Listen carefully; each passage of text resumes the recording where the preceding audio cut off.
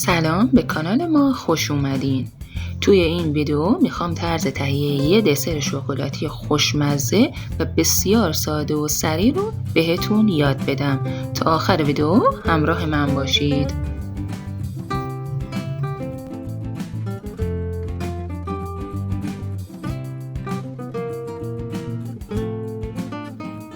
برای درست کردن احتیاج به 2 تا بسته بیسکویت پوتیبور داریم، 1 بسته خامه که به دمای محیط رسیده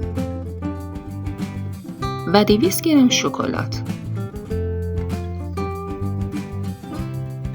در مرحله اول بیسکویتامونو باید خرد کنیم، طوری که نه خیلی بزرگ باشه سایزشون و نه خیلی کوچیک، به این صورت.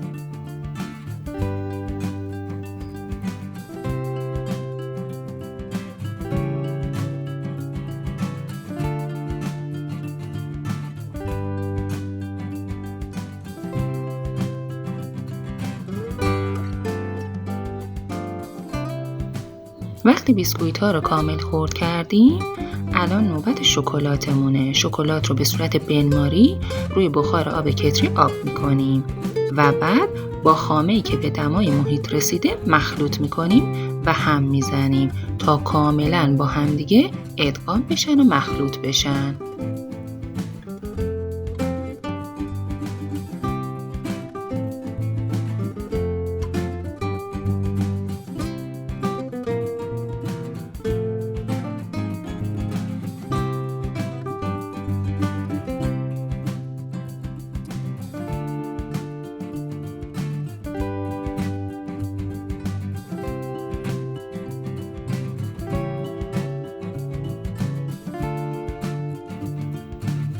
دو سه تا قاشق از موادمون رو نگه می‌داریم که در آخر بریزیم روی دسرمون و بقیه‌ش رو با بیسکویت‌ها مخلوط می‌کنیم به این صورت.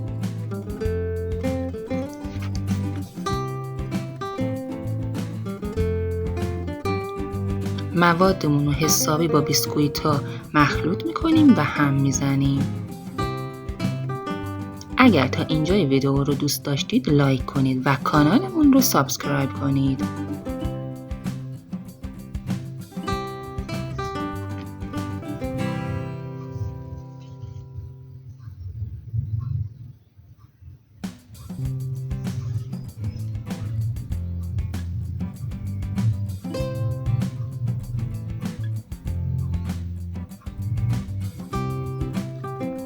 بعد باید موادمون رو بریزیم توی یک قالب. شما میتونید از هر قالب استفاده کنید. من از یک قالب مثلثی استفاده کردم، یا حتی میتونه قالبتون سیلیکونی باشه. نکته این قسمت اینه که شما باید پلاستیک داخل قالبتون بندازید تا هر موقع بخوایم که دسرمون رو در بیاریم به راحتی در بیاد.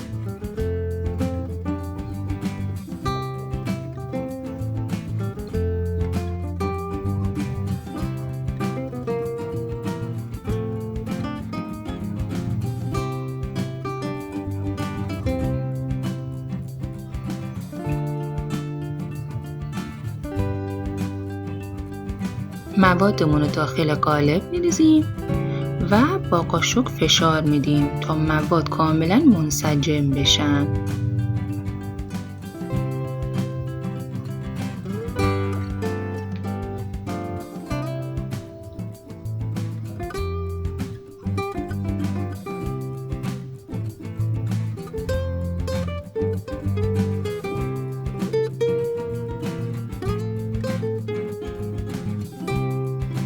پلاستیک باقی موندن رو روی مواد میکشیم و قالبمون رو به مدت 3 الی 4 ساعت توی یخچال میذاریم تا ببنده.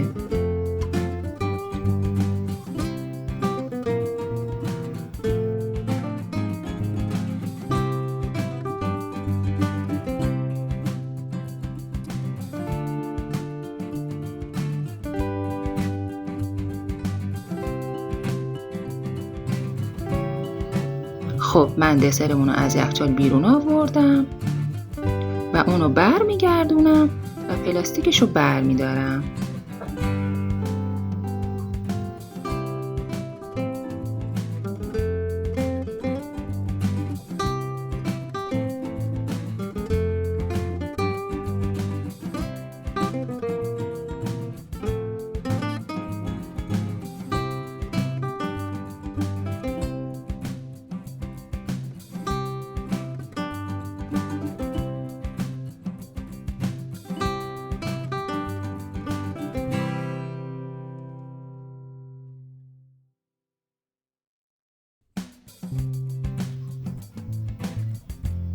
بعد هم روی دسرمون رو با سس شکلاتی میپوشونم.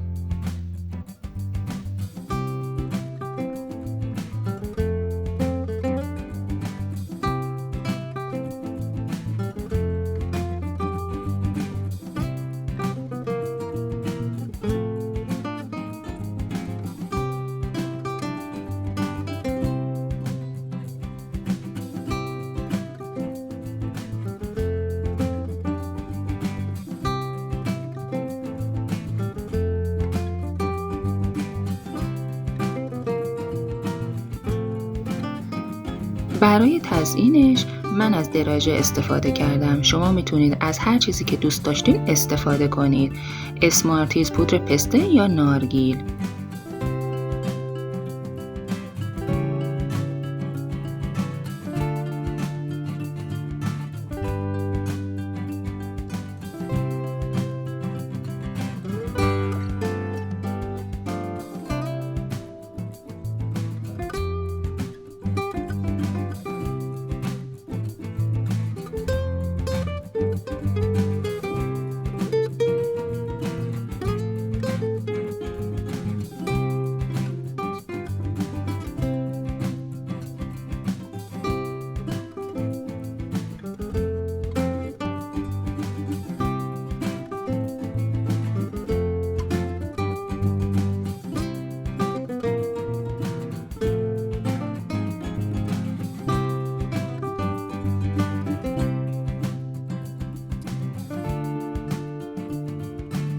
خب اینم از دسر شکلاتی ما که آماده شد. بسیار طعم بی‌نظیر و خوشمزه‌ای داره. میتونید به عنوان عصرونه با چای میل کنید.